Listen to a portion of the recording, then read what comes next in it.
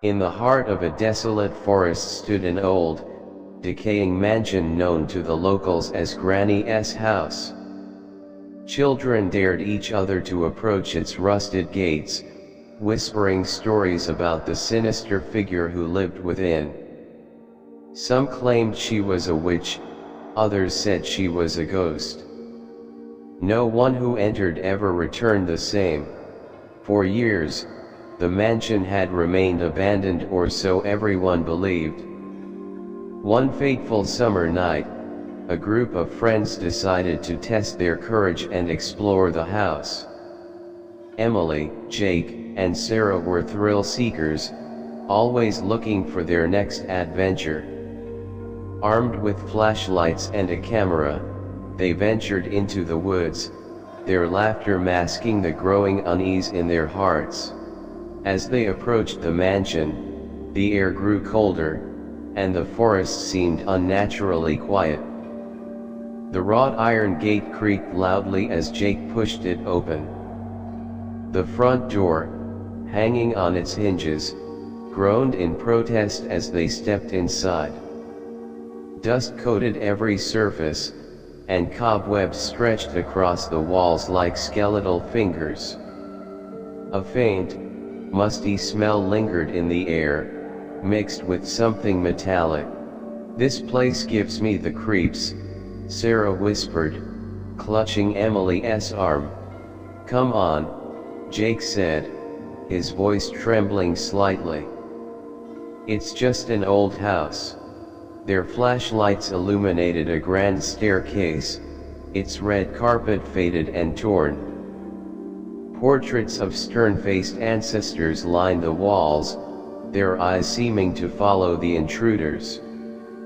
On a nearby table lay a cracked porcelain doll, its lifeless gaze fixed on the trio.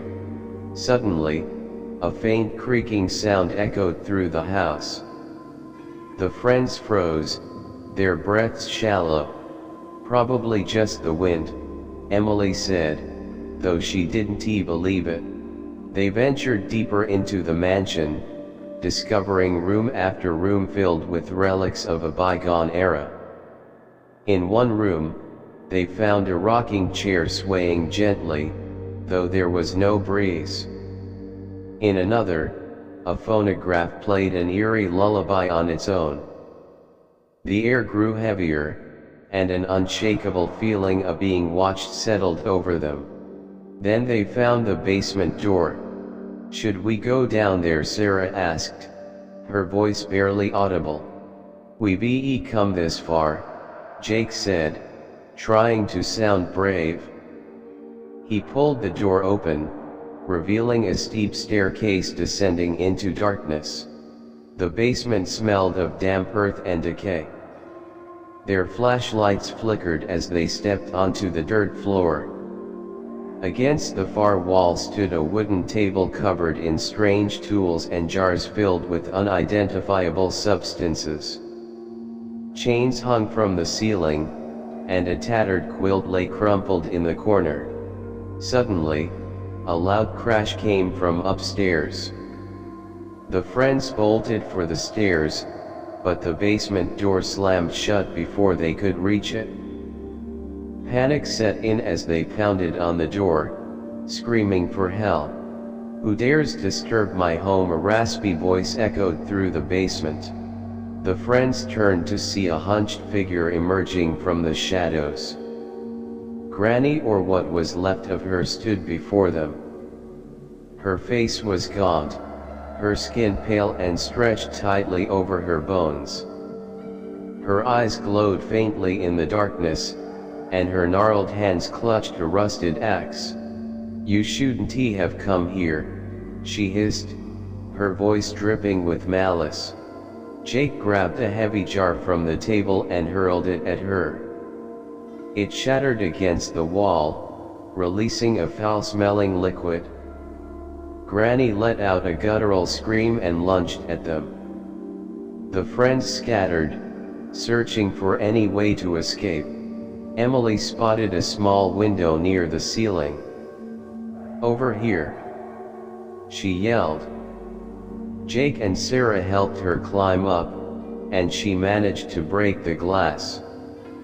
One by one, they scrambled through the narrow opening, Granny's axe striking the wall inches from Sarah's feet as she escaped. They ran through the woods, not daring to look back until they reached the safety of the main road. Gasping for breath, they turned to see the mansion's windows glowing with an eerie red light. A chilling laughter echoed through the trees, promising that Granny was not done with them. From that night on, Emily, Jake, and Sarah were never the same. They spoke of their ordeal to no one, but the fear in their eyes told a story louder than words. And deep in the forest, Granny's house waited for its next visitors, the whispers of her curse spreading far and wide.